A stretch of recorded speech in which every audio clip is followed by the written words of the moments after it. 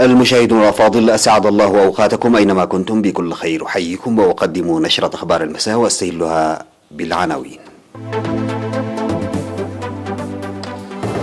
إصابة 41 مواطنا بفيروس كورونا اليوم. هزة أرضية في إقليم القاشبركة.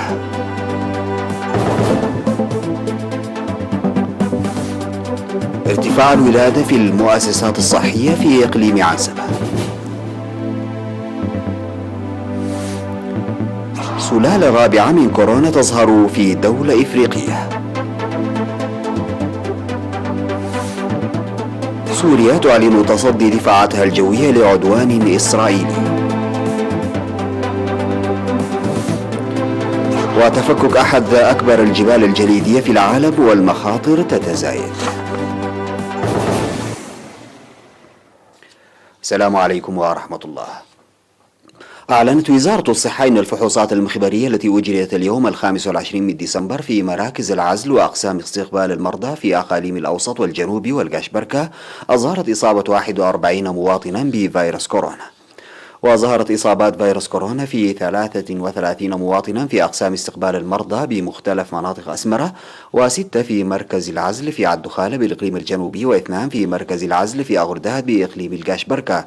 بهذا بلغ عدد الإصابات بفيروس كورونا في البلاد حتى اليوم 992 حالة إصابة، شفي منها 600 ووفاة مصاب واحد بكورونا، ويتلقى 391 مريضا الرعاية الصحية في المستشفيات. وزارة الصحة 25 من ديسمبر 2020.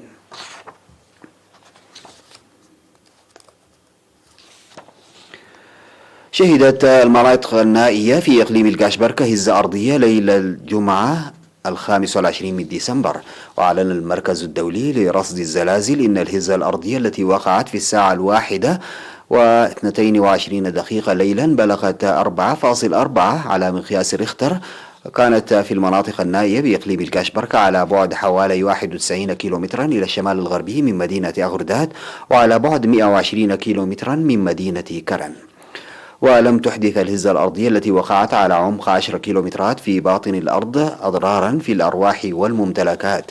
وأوضحت الجهة المشتركة من وزارة الطاقة والمعادن وقسم الدراسات والأبحاث الجيوفيزيائية في معهد إرتريا للتقانة إنها أرسلت فرق خبراء إلى مكان الهزة الأرضية لجمع المعلومات الدقيقة بشأن الحادث الطبيعي. وسمع ارتداد الهزة في معظم مديريات القاشبركة وعنسبة وأسمرة ومناطق أخرى.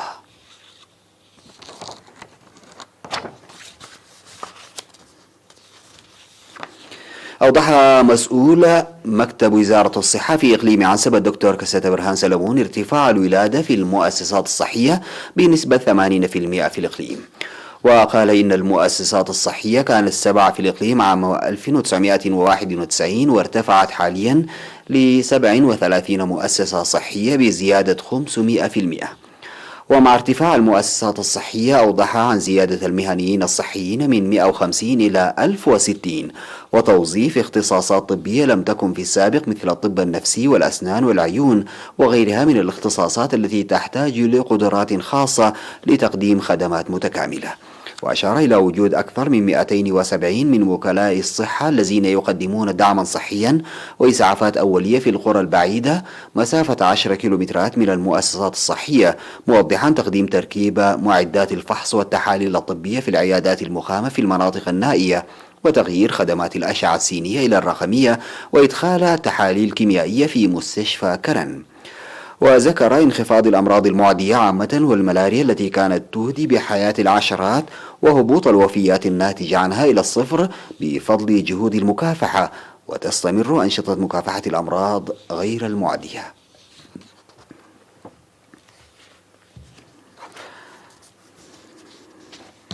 أعرب سكان مدينة عدقيح عن ارتياحهم لخدمات طب العيون التي يحصلون عليها.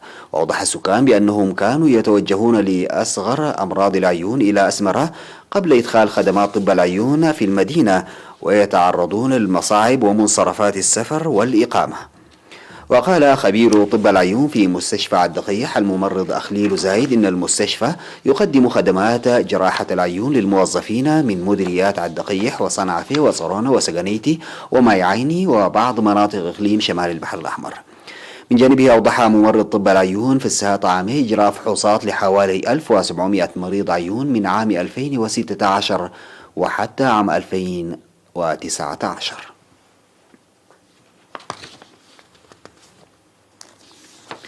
قال مسؤول سلطة الغابات والحياة البرية في مديرية شعب إن ثقافة حماية الأشجار التي ترسخت تسهم بدور كبير في الحفاظ على الأشجار وتنميتها.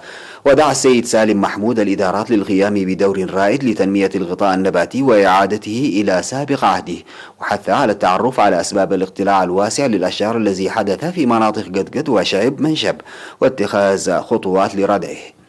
أوضح حراس الغابات أن حماية الأشجار ساهم في نمو الأشجار التي كانت تواجه الانقراض.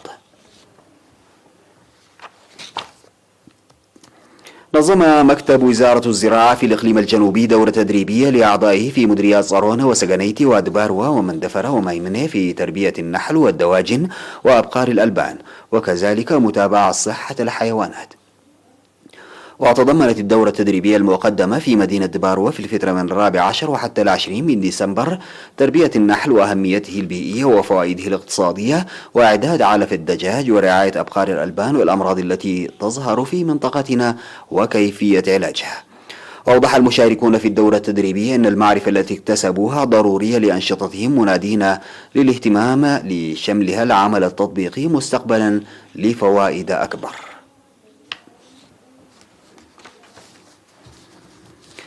بعد الفاصل سيداتي سادتي أعود بالأخبار الخارجية.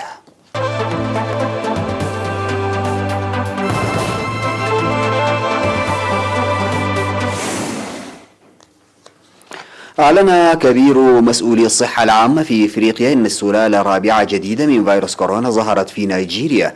وقال جون نيكي جانسونغ رئيس المراكز الإفريقية لمكافحة الأمراض والوقاية منها في حديث للصحفيين إنها سلالة تختلف عن تلك التي ظهرت في بريطانيا وجنوب إفريقيا. وأضاف أن مركز مكافحة الأمراض والوقاية منها في نيجيريا والمركز الإفريقي للتميز في علم الجينوم والأمراض المعدية سيقومون بتحليل المزيد من العينات للتحقق منها. ولفت نيكيا جاسونغ إلى أن السلالة الثالثة التي ظهرت في جنوب إفريقيا هي الآن السائدة من فيروس كورونا، وأن عدد المصابين المؤكد في البلاد اقترب من 1,000,000 إصابة. وقال إنها تنتشر بسرعة قياسية، وأن العدوى ارتفعت في جميع أنحاء القارة الإفريقية بنسبة 10.9% خلال الأسابيع الأخيرة الماضية. وفي الأيام الأخيرة الماضية ذكرت العديد من الدول عن ظهور سلالات جديدة من فيروس كورونا، من بينها بريطانيا التي أعلنت عن ظهور سلالة شديدة العدوى أجبرتها على اتخاذ تدابير وقائية مشددة. وعلقت الدول في جميع أنحاء العالم الرحلات الجوية والسفر من بريطانيا. أفادت وكالة الأنباء السورية سانا أن الدفاعات الجوية السورية اعترضت الجمعة أطلقتها إسرائيل واستهدفت محافظة حما الغربية. وبث التلفزيون الرسمي السوري لقطات زعم أنها تظهر تصدي الدفاعات الجوية للهجوم الإسرائيلي. من جهته ذكر المرصد السوري لحقوق الإنسان في بريطانيا أيضا أن انفجارات عنيفة دوت في منطقة مصياف بريف حما الغربي يرجح أنها نتيجة قصف إسرائيلي. وأضاف أن الهجوم استهدف مواقع عسكرية لقوات النظام والميليشيات الإيرانية الموالية لها في محيط مدينة مصياف غربي حما، دون أن يورد تفاصيل إضافية. وإسرائيل التي لم تعلق على التقارير بشكل فوري شنت منذ اندلاع الحرب في سوريا عام 2011 مئات الغارات على سوريا مستهدفة قوات حكومية أخرى إيرانية ومقاتلين من حزب الله اللبناني. أظهرت صور جديدة للأقمار الصناعية تفكك أحد أكبر الجبال الجليدية في العالم. والتقطت طائرة تابعة لسلاح الجو الملكي البريطاني أثناء تحليقها فوق المحيط الأطلسي الجنوبي صورا جوية لأكبر جبل جليدي في العالم، وأظهرت وجود بعض الشقوق على طول لوح الجليد. وحذر العلماء منذ سنوات من انجراف أكبر جبل جليدي عائم ينجرف نحو جزيرة جورجيا الجنوبية، ويقوم في الوقت الحالي بمراقبة الجبل الضخم لمعرفة ما إذا كان ينحدر في المياه الضحلة مما قد يؤدي إلى تدمير الحياة البرية والقضاء على طيور البطريق والفقمات المتواجدة في الجزيرة والتي تبحث عن الطعام في المياه المحيطة.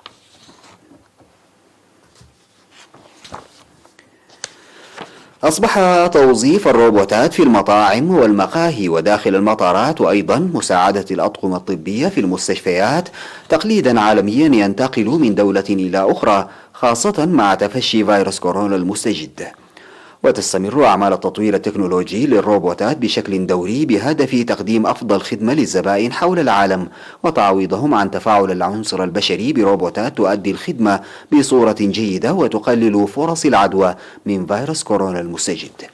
وفي هذا الإطار قام مطعم في إحدى ضواحي موسكو بتوظيف روبوت طريف يقوم بتوصيل الطلبات للزبائن في المطعم ويداعب الحضور، فضلا عن أن الروبوت مزود ب3 كاميرات ويستطيع العمل بشكل مستمر لمدة 14 ساعة. والمطعم حاليا يجرب الروبوت مؤقتا، وإن أنجز عمله بمهارة سيتم توظيفه بشكل دائم.